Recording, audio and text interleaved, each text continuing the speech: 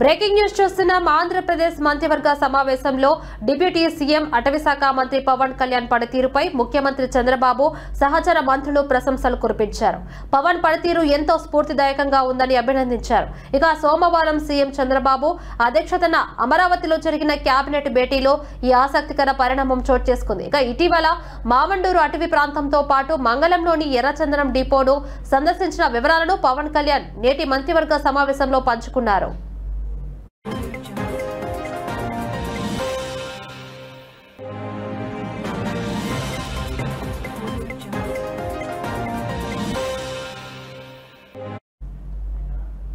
సుమారు 3.5 గంటల పాటు సాగిన ఈ సమావేశంలో దాదాపు 70 ఎజెండా అంశాలపై కూలంకషంగా చర్చించారు.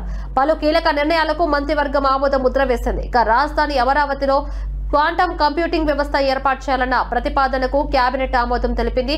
అదేవిధంగా వివిధ సంస్థలకు భూముల కేటాయింపుపై సిఆర్డీఏ తీసుకున్న నిర్ణయాలను కూడా మంత్రివర్గం సమర్థించింది. ఇక రాష్ట్రంలో పరిశ్రమల ఏర్పాటును ప్రోత్సహించేందుకు భూ కేటాయింపుల్లో ప్రత్యేక రాయితీలు ఇవ్వాలని నిర్ణయించింది. రెవెన్యూ శాఖలో దీర్ఘకాలంగా ఖాళీగా ఉన్న పోస్టును భర్తీ చేసేందుకు పచ్చజెండా ఊపింది.